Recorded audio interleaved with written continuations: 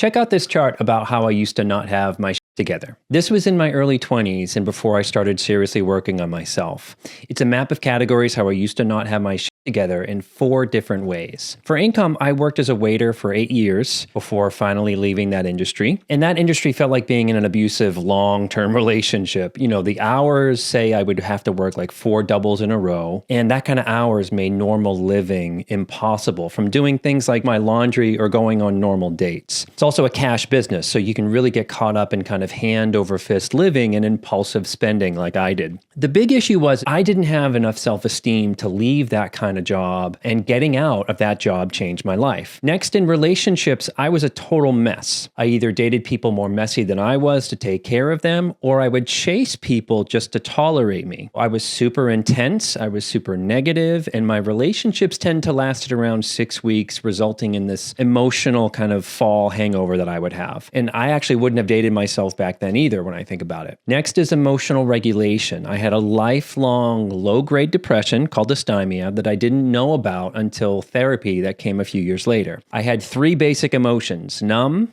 angry, or tired. Sometimes I'd be funny and silly, but I remember always being keyed up yet exhausted, which is a paradox. Lastly, in the lower right, I had a lot of unhealthy coping going on. I smoked a pack of cigarettes a day for years. I was nearly a daily pot smoker, and alcohol was always in the mix of those things. Also compounded by the restaurant life. Back then, I wasn't really capable of things like going to the gym, or consistent healthy eating, or stable relationships, or consistent anything, or consistent healthy social connection. I lived in this consistent mess and flailing around in my life, kind of asking, when am I going to get it together enough and have a real relationship? When am I going to be more on top of my money and not struggle so much in my career? When am I going to finally give up cigarettes and not be such in an emotional hole all the time? And I'm going to come back to those questions later when I talk about something called mood-dependent behavior, which is often a symptom of childhood trauma, which is the focus of my YouTube channel here if you're new to me. Let's now look at those 4 categories from my chart and how each might actually apply to you. Each category has a powerful relationship to the others. Getting a better job might greatly augment your ability for a better relationship. Stopping your unhealthy coping might lead you to more of a successful job or relationship, or more emotional regulation. Think about that in terms of your patterns. Sometimes your situation really can't change, but this is about you and your inside beliefs and your emotions. So first up is career and income, which to me is like having a footing beneath us that we function from. Everything happens from there. Having a place to live and having the ability to buy things like groceries or self-help books about surviving capitalism. Partly joking there. It's really important to have that foundation. Here are some common stuck places around career and income.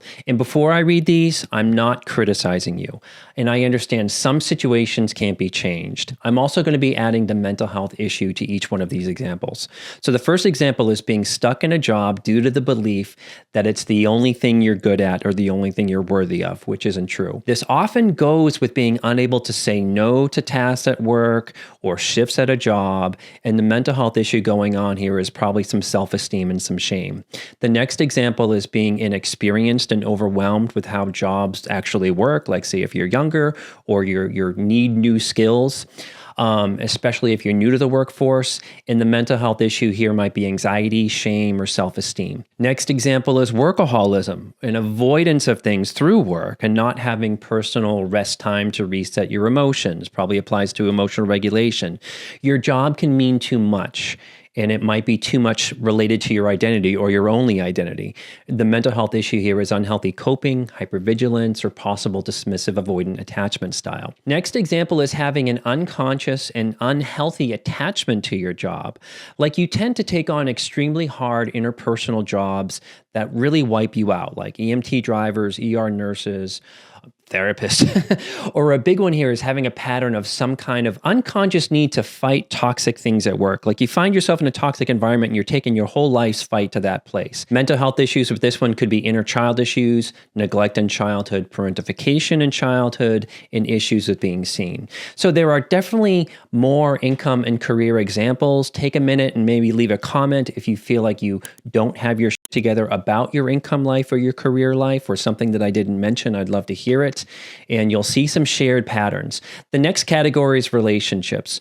Relationships to me are often what tells us how much we actually have our shit together regarding our emotional maturity in life and our satisfaction in life. Here are some common issues around relationships pertaining to not having our shit together. Really reflect on these if these are patterns in your life. If you've done this with maybe like more than two people in your life, not just like a random thing that happened. The first example is chasing unavailable people, abusive people, people who are not your match in maturity, or you're with someone where things are not reciprocal, like you're their parent in some way. The mental health issues here are some codependency, some inner child issues, maybe some anxious, preoccupied attachment style, or fearful, avoidant attachment style. Next example is putting all your self-worth into your sexuality or your attractiveness or your earnability, but not your substance as a person. And you might not have a sense of self yet, which is going to take some work. The mental health issues there could be shame, inner child issues, and neglect, not being loved for who we are.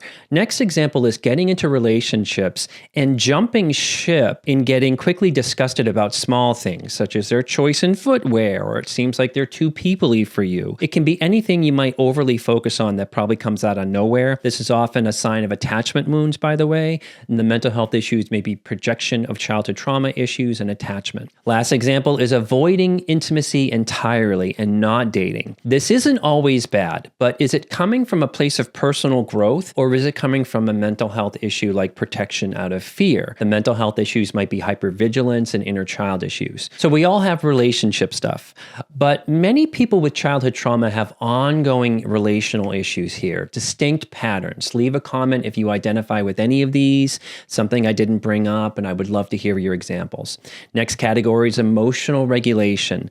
Like with having an income, having our together emotionally makes just everything work better in our lives. When we're not emotionally regulated, it can feel like being intoxicated in life, where we're all foggy and distracted and unable to focus. That's definitely how I was in my chart. Here are some signs of not having one's together emotionally. I'm sure you're probably aware of some of these. Reminder, this is not judgment. First example is getting too triggered by things and losing functioning over time. Sometimes a trigger might last days. Sometimes it might last half a year from a really bad breakup. And it actually wasn't until I got into therapy that I learned that I was living in this daily triggered state and I really wasn't grounded. I didn't know that. The mental health issues here could be inner child issues, trauma, shame, and hypervigilance. Next example is being consumed by anxiety, where you're too exhausted to date, too keyed up to find a new job, or you can't stop coping in ways that don't feel good to you and you're stuck in them. The mental health issues with anxiety could be from childhood trauma, like inner child issues, trauma, shame, hypervigilance. The next example is struggling with depression, like the dysthymia that I had, which is really a low-grade functioning kind of depression that also comes with some dissociation. The low energy prevents you from doing what you want to do or being able to get out of your own way. The mental health issues there might be inner child issues, energy issues, and some trauma. I'm saying might be. I'm not saying that these are the things that's unique to you. Last example here is negativity. I'm in no way suggesting to be positive all the time, but maybe shoot for just as a goal to try to be neutral about things, which might be better for you. This is where we emote that nothing works and nothing will ever work kind of negativity. It's actually a coping thing. Also, taking things way too seriously and bringing way too much intensity into relationships and situations, which can sabotage things. And the mental health issues here could be shame, inner child issues, and some rage. Being able to emotionally regulate is not only about being aware of these things, but finding just a little more ability to function. If you found something that specifically helps you regulate, leave a comment. I would love to hear about it, and I'm sure other people would too. Last category, and a tricky one, is coping. Perhaps the most important one because it's a direct response to all the other three categories. Think about this one in terms of how do you deal with your feelings? Here are some examples of coping strategies that prevent us from having our shit together. A coping strategy is a behavior that uses escape. It's a behavior you do in order to deal with your life, and it gets in the way of your growth and happiness, which is like a paradox. It's like short-term stuff over long-term gains. First example is magical thinking. We can cope by fantasizing about not being real about getting out of debt with our current income level or being with a highly dysfunctional and abusive partner, but not taking any action and just hoping for the best. That results in some mental health issues like inner child issues, codependency, codependency and maybe some trauma. Another example is drinking or sex or porn or overspending or substance abuse. It might be a confronting question, but does your intake get in the way of you getting what you want in life, both materialistically and by being the person that you actually want to be? This can even be an addiction to like having a hobby or a certain lifestyle. Mental health issues here are inner child issues, shame, and some hypervigilance. Next example is your cell phone. Yes, we're all addicted, but are you on it to deal with your feelings when you could be using that time to go after what you actually want? A big one here is, do you argue with people online with your phone as a way to get some kind of hit, but that's a distraction? What does your screen time amounts tell you about your level of stuckness? The mental health issues here could be inner child issues, rage, shame, anxiety, a lot of stuff. Last example here is superhero-like behaviors, whether at work or you're overly helping people. And this is actually in direct influence on our relationships. Like you're not dating your equal or caretaking because it's like there's a let me help you kind of a thing. There's some inner child issues there and some definite codependency. All of these are common for childhood trauma and otherwise. Getting our shit together about addictions and coping is a huge source of self-esteem and retaking some personal power. Then you take that energy into your other categories. Now let's talk about getting our shit together in 3 ways. First one is map out how you don't have your shit together specifically. Create a chart like I gave you in the beginning of the video and list your specific things in each category. This is going to require some brutal honesty. Everyone's chart is going to be different. Here's an example. You can pause the video here and take a screenshot of it and note how the issues here are interrelated. That's key. After the chart is done, next, figure out how one category affects the other. Like how maybe your shame about your income might prevent you from seeking out partners who are more functioning. We judge ourselves by our problems, which isn't really that good of a thing. After you've got that figured out, figure out if you have a subconscious, unhealthy mission in your issues. Are you expecting the world to agree with you that you don't have much to offer? Is there a part of you that is waiting to be rescued by the world in some way about something? Are you undercutting yourself because you believe that success is a selfish thing or is bad somehow? These are all inner child examples of some childhood trauma, by the way. If you want to explore how these issues might come from childhood trauma, I have some video links in the description that covers things like self-sabotaging, work triggers in general, and in general childhood trauma issues. Next thing we're going to talk about is coming back to something called mood-dependent behavior. You can think about it as an unconscious contingency plan we have that actually never works out and we never actually get our shit together. It's thoughts like, I'll stop fighting with my partner when things die down at work next week.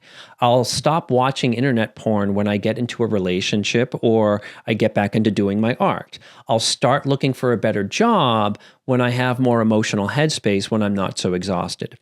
Notice some things. All of those thoughts are about the future, not in the here and now. All of those thoughts and beliefs hinge on that you'll have more energy later. But does that ever really materialize though? We tend to think that action can only happen when we feel good, and it doesn't really work like that. So next is write out any mood-dependent thoughts that you might have. What does that look like for you? How did they prevent you from getting your shit together, to be honest? Do you lie to yourself a little bit? I spent most of my life pre-therapy just waiting for my life to get better on its own magically, and I was wrong about that. Mood-dependent behavior is the #1 growth killer in my mind. Next is start getting your shit together. Pick something. Pick the most pressing thing on your chart that affects the other categories. Pick that one thing and think about finding a resource that works for you on it. If your addiction or your drinking is getting in the way, focus and find something on that involves action. If you're in a high conflict relationship with someone that dysregulates you every day, take some kind of action and find a resource. If you're overworked and underpaid, take some kind of action and find a resource around getting out or getting different skills. And I know these seem like preachy or pedantic, but if you approach your chart as making all 4 categories better all at once, you're probably going to get overwhelmed and kind of give up. So start small, pick one thing, find a resource. Here are some suggestions and final thoughts. We tend to think we can't tolerate the discomfort we need to go through in order to get our shit together, but that's not true. In fact, the discomfort of here and now changes yield what we actually want in our lives. And again, a victory in one area can create headspace to fix underlying big issues and more victories in other areas. So I hope this video was helpful to you. There's going to be a full-length, long-form video on this video topic of getting our shit together that you can find right up here, and along with other childhood trauma resources and like courses and journal prompts in my healing membership. And you can also find it in the description to the video, as well as other resources like videos about childhood trauma. And as always, may you be filled with loving kindness, may you be well, may you be peaceful and at ease, and may you be joyous. And I will see you next time.